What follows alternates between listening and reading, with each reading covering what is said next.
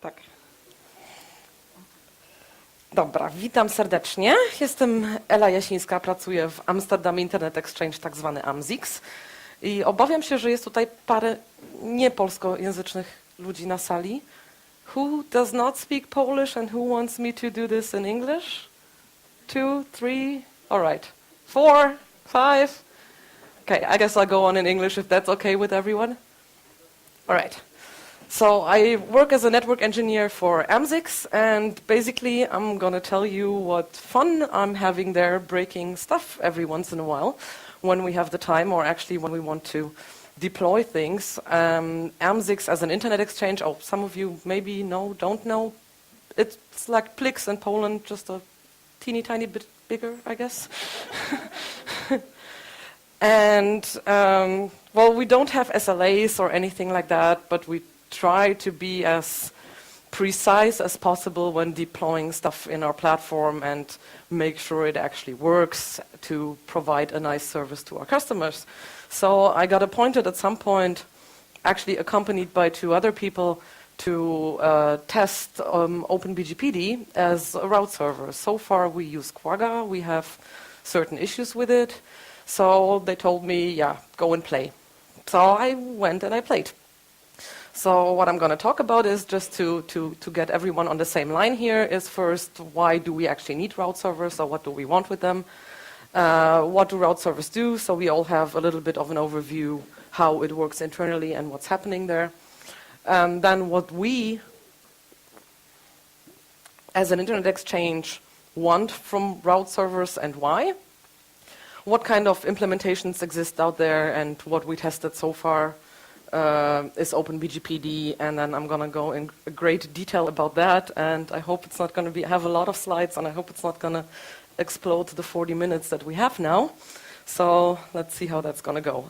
I might be skipping a couple in the meantime, but it's a lot of details, so basically if you want to just grab the slides from the website, I obviously forgot to email them to Andrzej yesterday, but I guess tomorrow they should be on the website eventually. All right, so why route servers? So from my perspective as providing an internet exchange, we have a lot of parties that connect to us, and they also want to peer somehow, probably with a lot of people. So we want to provide them with an easy, better way to have some sort of service at an exchange point to be able to make better use of it. You, as probably an end user, or, well, excluding the couple IXPs that are sitting here in the audience now, what you want to do is peer with as many parties as possible. I guess that's your reason when you go to an internet exchange, right? So what you have to do when you have that is maintain a shitload of BGP sessions. And it's a full-time job for peering coordinators at companies to basically keep track of all the stuff and automate their systems to send us emails after 30 seconds when something happens with your session every single time. And yeah, so what the route server helps you with is that with one BGP session to the route server, you can get a lot of prefixes from all the other parties connected to that route server. It sort of works as an aggregation point in the middle, receiving all the prefixes from other parties. Well, I go into details about that later, and announce them to you and to all the other ones connected to the route server too. So some reasons for why you might need route servers. If your sessions with the other party directly dies, you still have the route server to basically have it as a backup. Or the other way around, if the route server dies, you still have your direct session to the peers. That's probably, I guess, what most people do is to the most important peers, they set up their sessions directly, and then all the crowd and the rest they basically get from the route server. So the most important stuff will be still up if it breaks here or there. It's also good for new people that enter the exchange point that don't really have a lot of contacts there, or don't really know who to ask, who to email, to basically set up that thing on the first day, and then they have immediate traffic going over the exchange point. All right, we all know why we need route servers now, right? So what do they do? I set up a couple of test scenarios that I will explain in greater detail later as well. Is that too small? Can anyone read that? Okay, hey, I have a remote. I forgot about that. But it's not a laser thingy, right? It doesn't have a, okay. So let's explain a little bit. So you set up a peering session to the route server. You send your updates towards it. So let's say, for example, 10.23.01 is my route server, and I'm getting an update from 10.23.05 and another one from 10.23.0.4. That one is announcing 2.0.5.0/24, and that one 2.0.4.0/24 towards the route server. So what the route server does with it is it applies filters. I mean, we don't want to exclude that only because we're peering with a route server and we kind of intend to reach a lot of parties there. We don't want to exclude that we still have the possibility of maintaining our peering policies somehow. So usually with route servers, we're gonna get back to that later, you can do that. The interesting part here, why the route server needs to do that, is because it then later, I'm going to get to that in a minute, it then later forwards those updates to your BGP router. It keeps the next hop AS path and everything, but all those updates are originating from the same source BGP peer. So that means if you get the same route twice, it sees the second update as an implicit withdrawal of the first one. So you would always get your last route as the only one at the endpoint, and you wouldn't be able to actually filter or do your filters on your router anymore. Hence, the route server needs to be able to filter by itself. Okay, so it filters, and then, because of the same issue that it would withdraw all your previous stuff, it performs the best path selection for you. In this case that I just mentioned, we don't really have the same route twice, so we basically only received 2.0.4.0/24 and 2.0.5.0/24, and it's the only two we have, so those are automatically our best path for every other participant that we have. And we did not apply any filters so far.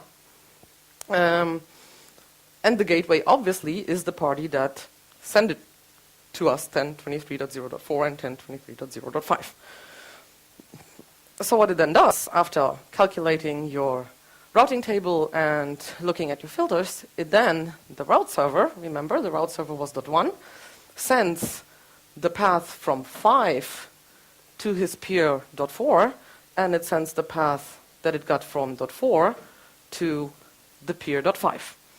So every other participant sees everything else, what people do. So basically the only thing it doesn't do is send back the routes you sent towards it to yourself, but it sends them out to everything else. That's a little schematic overview from the Quagga website. This is not entirely true, I would say, but we're going to get to that later as well. So Quagga actually has routing information bases for every single peer. So when it gets stuff from everyone in here, it builds the RIP for one of the peers, for example A, by applying his filters, and then it sends it to A. For B, it would have a separate RIP. But we're going to get to that why. All right, so we want to provide that as a service because people connect to an internet exchange and peer. So what do we actually want from it? What do we see as an issue in, I mean, it's a piece of software and you set it up and then it's kind of there, right? But being an internet exchange with, what do we have now? 300 plus members and 500 plus ports or something like that. We have issues, those. Then depending on the implementation of the route server, some might need some tweaking for the filters and the policies.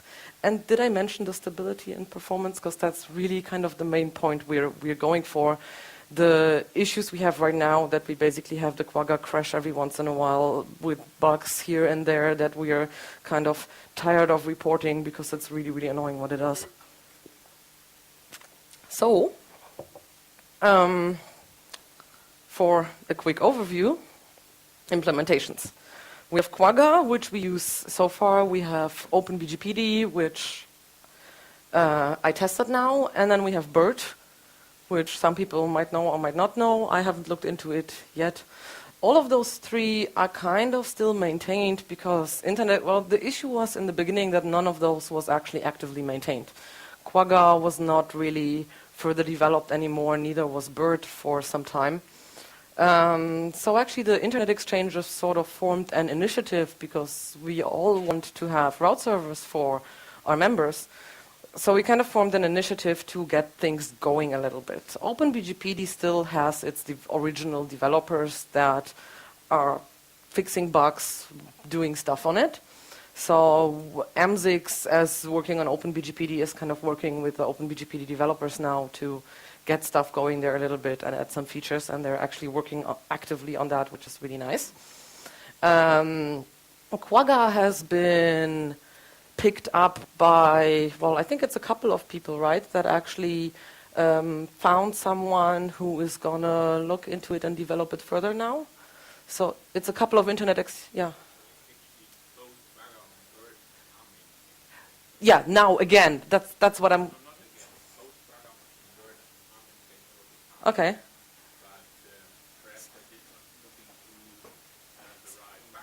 Right. Why do we have issues with having bugs fixed in Quagga? BERT is actively maintained by the, I think, original developer again, or he got someone who picked it up now for him or something like that. All right. There is development, but we still had issues with it.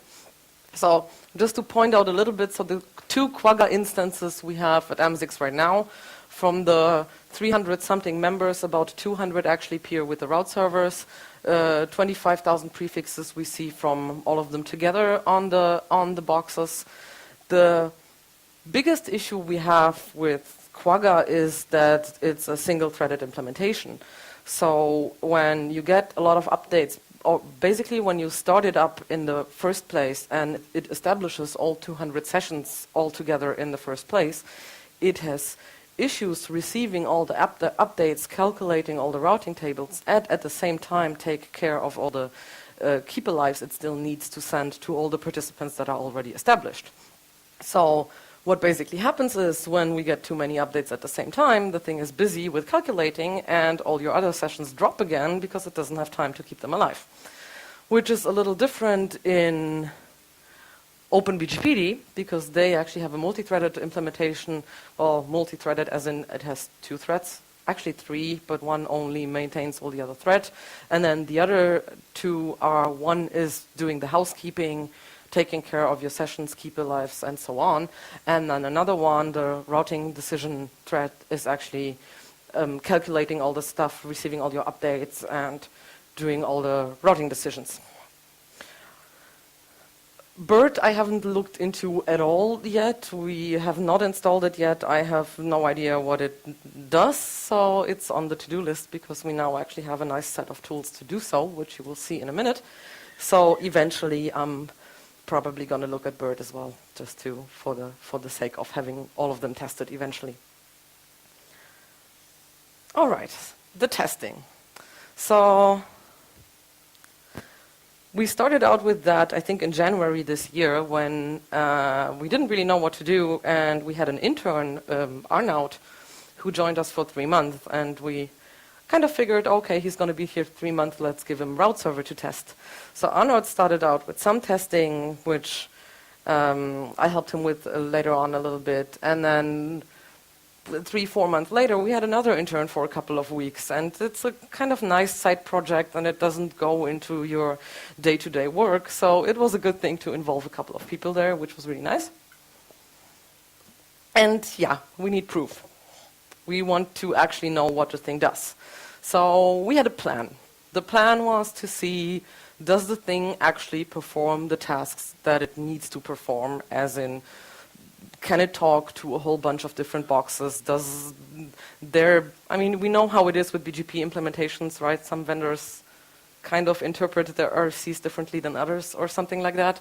So we actually needed to know if it does everything correctly and how it should do. We needed to know if their route decision makes sense and does what it should do. And then, because of the performance issue, we needed to know if it will withstand all the stuff that we're doing with it in our platform. So what happens if I add a shitload of peering sessions to it? What happens when I suddenly announce an insane amount of updates?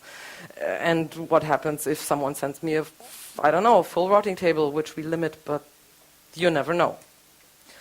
So the first setup we built was with a whole bunch of different boxes. We had a Juniper router, we had a Cisco router, we had I think that was a Quagga machine. This is our OpenBGPd. And this was probably another Quagga machine, I'm not sure anymore actually. So we built a setup just to see if all of them are announcing something, what ends up at the route server. So we started announcing stuff back and forth. So what happened is, looking at it, I mean, obviously you turn on and off some stuff and you clear some things here. So whenever we cleared a session on the OpenBGPd, all the other sessions that had a v6 session, all the other v6 sessions died. So we're like, why? Why, we're clearing stuff. But after a while, when actually sending some more updates back and forth and generating all the stuff that we want to generate, it's kind of hard to simulate BGP stuff, because you actively have to think about it. What do I announce? What do I withdraw? When do I do what? And I mean, the actual BGP setup is not that clear. People just send stuff wherever they want to send them, and it's not really that predictable what actually happens out there in the world. But we were trying out a little bit what if we do this and what if we do that. So eventually we realized that whenever from Laborantix, which was this box here, we withdraw an IPv6 prefix, then other sessions, in this case Junix, the Juniper router on the bottom, says attribute list error. But yeah, we were looking through packets and it was weird, and it looked kind of empty, and we were like, so why is it not sending any? So turns out that IPv6 withdrawals were weirdly implemented in OpenBGPd are none at all, and that was found out pretty quickly then by the developers that that's something that probably no one ever tried to withdraw an IPv6 prefix before. So they looked at it, fixed it, and this stuff is working now. So next thing, the filtering. What I want to talk about is now filtering and routing information-based tables on the route server itself. The general problem is, if this box here announces 23.23.23/24 to the route server, then, well, actually, no, wait. It announces this and there, those guys forward it to the route server, and then the route server sees, okay, via this AS and via that AS, I can get to that prefix. So it calculates which one will be the best one. In that case, because we were sending completely identical prefixes, it basically chose the lower AS number, and it selected the 65503 as the best path going to that prefix. So it would send all its traffic that way. Now, the problem arises when the guy over here decides that he doesn't want to talk to 65503. So he denies all the routes coming from the route server to that AS number, which then again means, because the route server calculates its one routing information base and doesn't send any other prefix to him anymore, because he thinks, okay, this is what I have, but if you don't want it, then screw you, you're not getting this prefix. So the problem basically is, which is correctly implemented in Quagga, but was not so far in OpenBGPd, that you need multiple routing tables per peer you have connected there, or maybe per set of peers, depending on their filter rules. So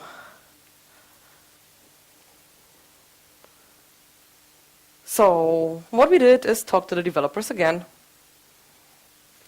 Oh, basically the same goes for inbound and outbound filtering. If the guy, if that guy over here already decides that he doesn't want to send stuff to him, the same thing would happen just from the different point of view. So we talked to the developers, and they figured, okay, it kind of makes sense. Other people do that, and your internet exchanges need that, so we're going to fix that. So somewhere this summer, they released the first version that actually has multiple RIP support out. So we tested that. It all seemed to work, and it was fine. So we went on to the next tests we wanted to have, performance testing. So we had a test server. We connected. We figured we want to simulate a lot of BGP-speaking peers. So how do we do that? We don't really have 200 Cisco boxes standing around that we could use, or at least a couple where we could configure multiple ASs or router IDs on. So we took this test server, and there's this Perl module. And we figured, okay, let's try and build something out of this Perl module to basically tell it connect to there with lots of different AS numbers. So we took like an entire, I don't know, /22 or something like that, configured 1,000 aliases on the test box, and built a script to generate a couple of sessions, which by now actually, because it was, I don't know, fun to do, is actually cleaned up and documented, and you can download it on our website in case you ever need to test something like that. So the setup looked like this. One server, lots of IP addresses, one route server. So now let's see what we can do with that to simulate basically as much stuff as possible. It already started out funny. So why does OpenBSD do stuff like that? I mean, don't you have like 1,000 of open files every once in a while, or sockets or something? I don't know. At least if you use it, I mean, even if you use it as a server, you sometimes have like 1,000 of open sockets, right? So we figured, all right, but this is something we can change. That it needs, basically what you need to adapt the default maximum number of open files on the system, because, well, every socket is a file descriptor in the end anyways, so if you want to have more than 1,000 sessions, and we're aiming a little high here. I mean, we have 200 sessions now, but we're growing and growing, so the maximum number I like to test with it is around 1,000, because that's kind of what we're probably going to expect in another 2 or 3 years, and those things should be stable and running there for a couple of years. So I like to go up to the 1,000 to see if everything is running correctly. So yeah, that you can adjust. You just adapt the view limit, and then you can have more open files, and that was kind of an easy thing. So after that, we were like, okay, the sessions get established. The next thing we want to do is actually send some stuff to them, right? So we prepared our setup, we prepared the sessions, we had a whole bunch of different configuration files for different scenarios. The multiple RIP thing is now something you can configure in the config. So we prepared a bunch of configs, trying it out with only one single routing base for the entire route server with multiple RIPs per peer, to have, write some scripts, loop a little bit, and write your config so you basically don't have to do it later. So we had our configs. We even wrote some nice, that was our second intern, Leon, who actually spent a lot of time on writing a whole bunch of bash scripts that were monitoring stuff. So they were like getting basically system information from PS and just feeding it directly into GNU plots. So I'm going to have a lot of nice graphs later on how the thing actually behaves. So we figured out what would be a nice thing to test. So we decided, okay, let's make it sort of a sequence so we see the difference. And in this sequence, we're going to increase the number of sessions, 253, 506, 1,012. Then, per test, we just ran different tests with different amounts of sessions. Then we did that for single and multiple RIPs. This is basically the 6 configurations that we kind of prepared for single, multiple, and all those numbers of peers already pre-configured in the BGPd config. So what we now want to see is basically how does the thing behave if we send a lot of updates to it. The biggest problem we have with Quagga is that at startup, it gets 200 sessions at the same time established, and it gets 25,000 routes at the same time sent to it. It basically kills the thing. So we kind of wanted to know what happens if we end up at a number which is about 200 sessions and 25,000 prefixes. and even going higher to expand for the future. So what we did is in our script, you can configure it in a way that it announces a prefix, you give it a time limit, and then after the time limit, it withdraws the prefix again. After the next time limit, it announces 2, and after the next, it withdraws those 2 again. So this is basically the order of things, and then all the next upcoming graphs you guys gonna see are all this order. 1, 2, 4, 8, 16, 23, and 46. 46 is not really, I mean, with 253 peers, which is a little more than we have right now, and 64 updates per peer, that's in total like 16,000 something prefixes, which is still a little less than we actually have on the platform. So we could even go a little higher there. But you will see why at some point we didn't even manage to test all this to the end, because the thing gives up somewhere in the middle. So test 1, to give you an idea. 253 sessions. At T0 we established them. Well, actually at T0 we established them. Then every 10 minutes we sent 1 update, 1 withdrawal, 2 updates, 2 withdrawals, and so on. So at this point, 253 peers sent each 1 unique update. At that point, they all sent 1 unique withdrawal for that update that's sent earlier. Here, they sent 2 updates each, and here they withdraw 2 prefixes each. The box was really, really slow. I just took basically the server that no one needs anymore that was standing in our lab. But I mean, hey, you know, you cannot throw hardware at everything. You just want to make it work, even if you put it on not the newest hardware ever. And even though it doesn't really make sense, because in general, so this is those 2 threads that are actually doing most of the work. And even if you put a quad-core whatever on it, it will only have those 2 threads and only use 2 CPUs for it anyways. So eventually you just have to stop scaling your hardware higher. So I don't really care about the old box. I took the old box and did that. So that thing kind of ran through, right? 1, 2, 4, 8, 16, 23, and 32, not 23, and 46.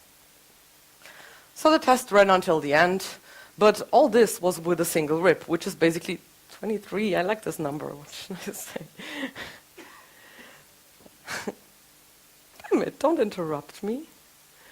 So this test ran until the end. The problem is this is a single routing information base, which is not what we want to have, because then the filtering wouldn't work, right? So we actually want to do that with multiple routing bases. That's gonna be in here later. Let's first look at the memory usage, because that was the thing that we wanted to plot. So you see it a little here, that basically when it sends the update, then actually holding all the prefixes, it has to hold them somewhere, right? So you get a different memory usage base, and then after they are all withdrawn again, you basically get to the general base layer of your memory usage again. It's all, well, you know, it's the first and lightest test that we did on the thing. Okay, the next day, because those things ran for quite a while, so I basically put them on in the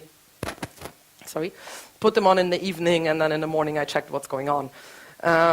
So the next test we put on looked like that, and I was like, what the fuck? That's weird. It kind of stopped eventually, right? So it did 1, 1, 2, 2, 4, 4, 8, 8, 16, 16, 23, and then with 64 updates, it kind of gave up, and I didn't really know why. The problem was, and usually the graph is so long because then it collected zeros for my logging all the time, right? The problem was I couldn't reach the box anymore.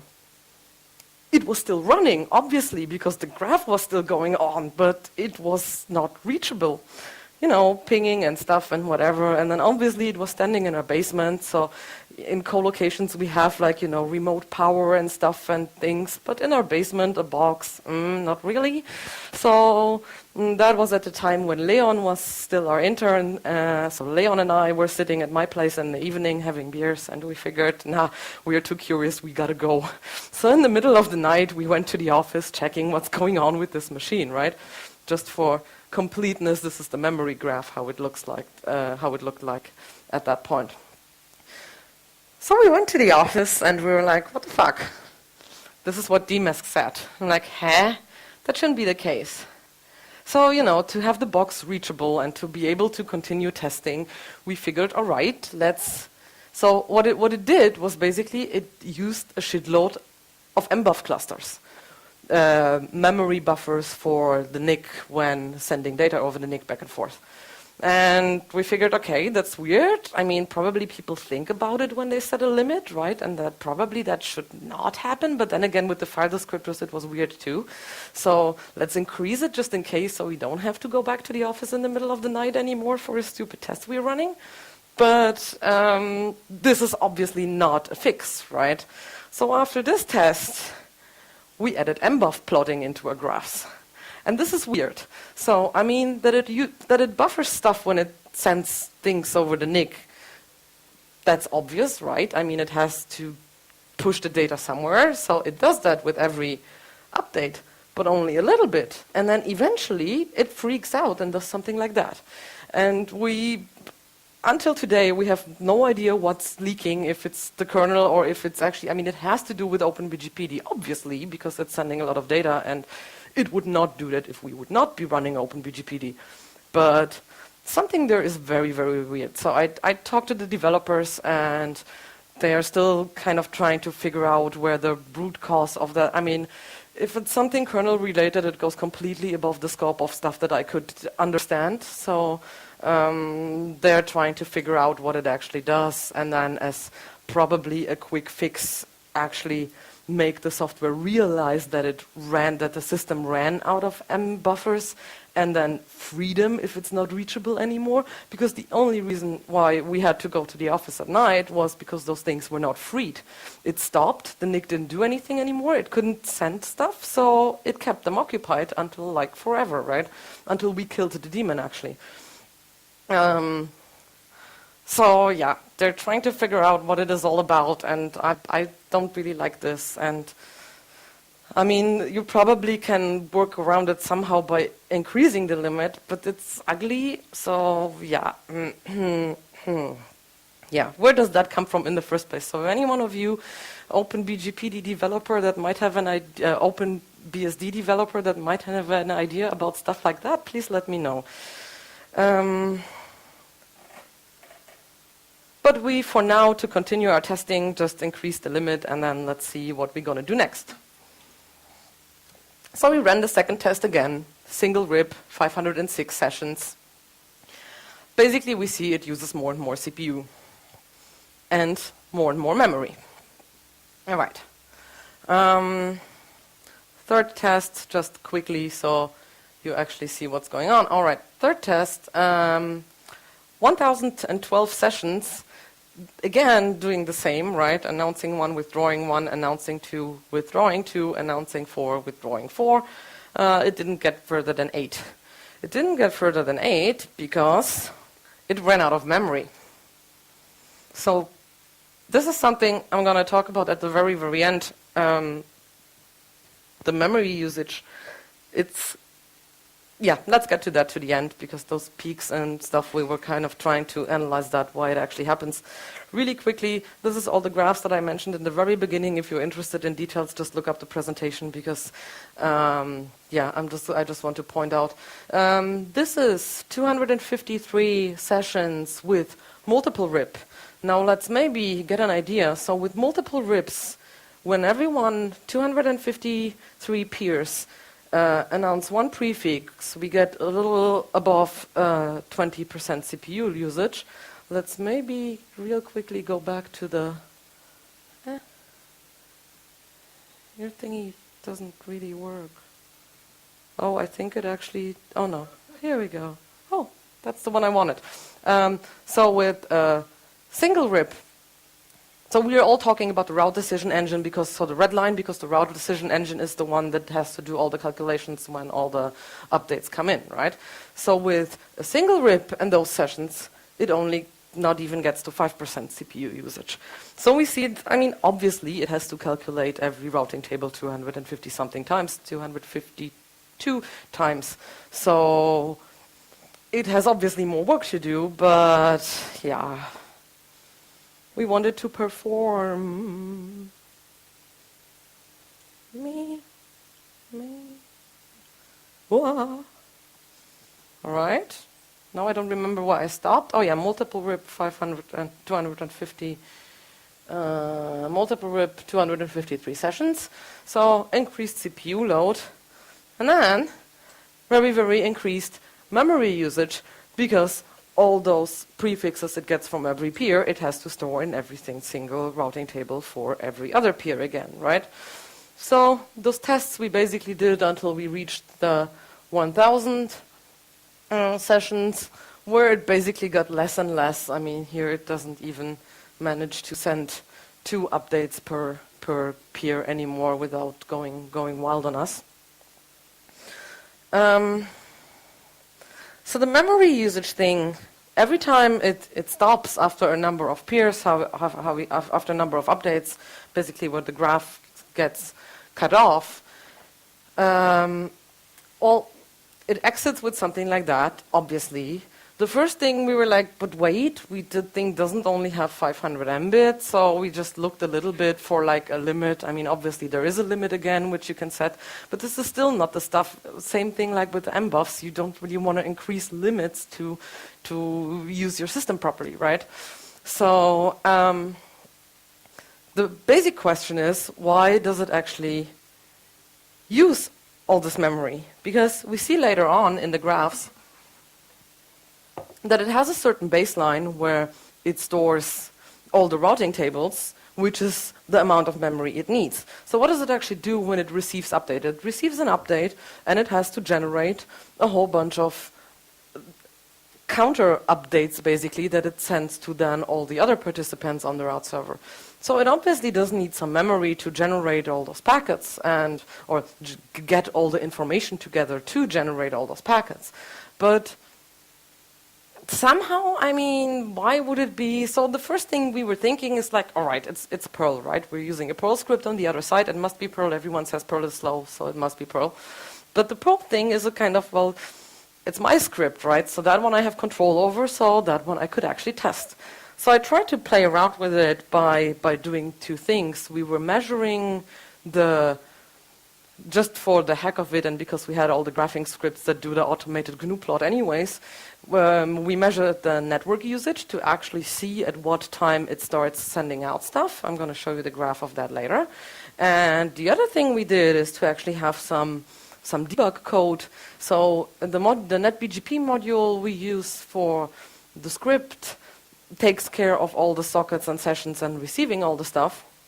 So the NetBGP module was the one that does all the interaction, right? So we hacked around in it a little bit to basically have debug output going on, seeing when stuff arrives, how much arrives, and stuff like that on a socket basis. So we wrote some inline C code for that. Basically, what we do now is we set a very, very high hold timer. So the thing doesn't really have to worry about keeper lives and stuff anymore. And it does the it initiates the session.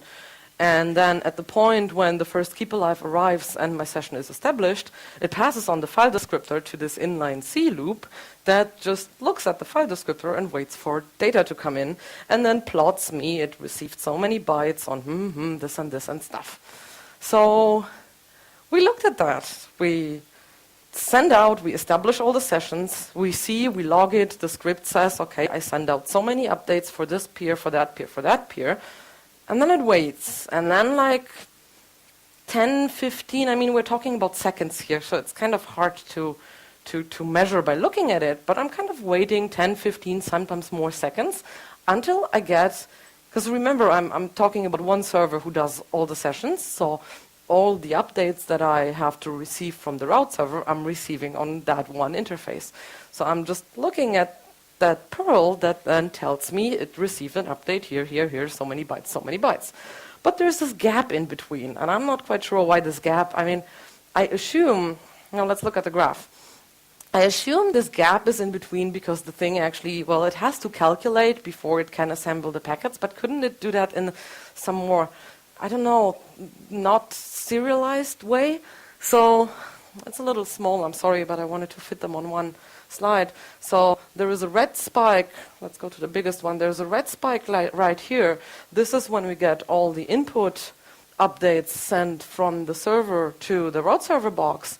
And then it takes, yeah, like I said, it's like 10, 15 seconds. I don't really, I didn't really measure it, not like with the clock standing there, how long does it take? But it takes quite some time. Until then, we get this huge peaks of all those multiplied updates sent out to all the other route server participants. So this is an issue that we still, and when I put this graph over that one, we kind of see that the red spike when the input traffic is coming in is kind of here, and then the green spike when all the data comes out is behind this peak. So now my question is, why would it buffer all the updates it wants to send to its participants for that much of a time that it actually generates all those spikes at the beginning that cause the thing to run out of memory in the first place? Because if it just would keep its stable base or maybe use a little bit more to generate all the stuff, that would be okay too. But you saw it earlier in the graphs, it gets really absurd that it spikes so high and the thing just crashes and dies and says, no, I don't want to anymore because I don't have enough memory. Yeah. That's also a thing that I'm discussing with the developers. They're also trying to figure out what it is. They obviously also in the beginning said, ooh, it must be the Perl. But by now I'm not convinced anymore that it's the Perl because I don't see anything at the other end anymore. So I think now it's their turn to actually look at their code and see what exactly they're doing there and why. Again, if anyone has an idea about that and wants to talk to me about it, please tell me. Okay, I'm done. So this is the fun I'm having when I'm at the office. Yeah, we're completely not done. I don't have any conclusion because there is no conclusion so far, except for we have issues and we're gonna see what we can do about them because eventually we would like to use the system. And yeah, I'm gonna continue playing with it, and now we have this entire setup and the ProScript and the graphing scripts and everything that I'm probably gonna push exactly the same set of tests against Quagga and Bird too, so we have something to compare with and see what the others actually do. Right. Thank you very much. Dziękujemy bardzo za wykład.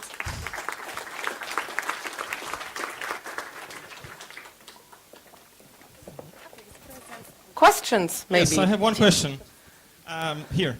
So assuming the miracle will happen and the routing vendors would give you a device which will be a route server. Which vendor do you work for? Cisco now. All right. Noted. Would you be able actually to use it? Because I'm actually running the battle for many years now to have the routing vendors support the route server functionality. And what I'm hearing from my marketing is saying, oh, there is no business. All right.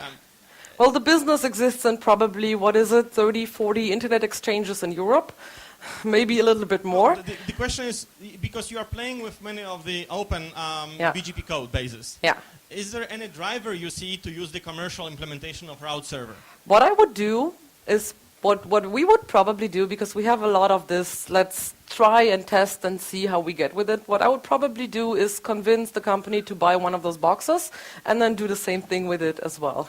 And then see how it scales. And if it actually does scale, the only thing we do, which I mentioned in the requirements, is we want something that scales and performs. And I mean, as you can see, those things just on servers die so quickly that it's annoying.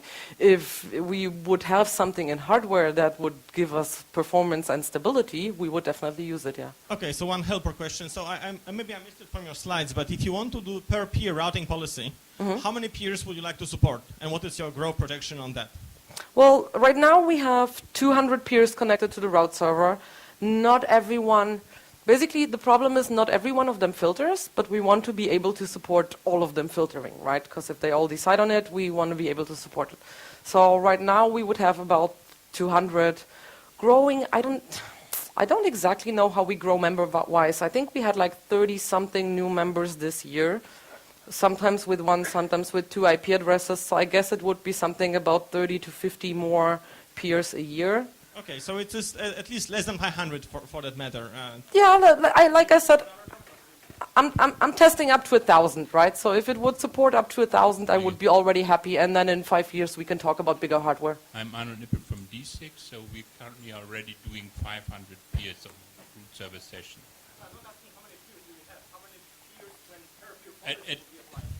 At least, I guess you should be able to support 2,000.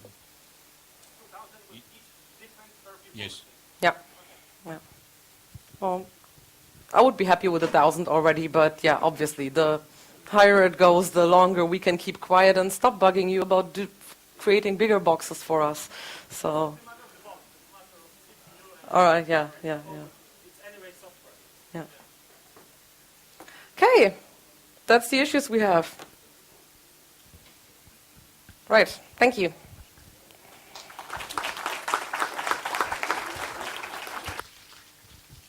Teraz chciałam zaprosić Państwa na następny wykład. Kolejne szokujące doświadczenia z wdrażania.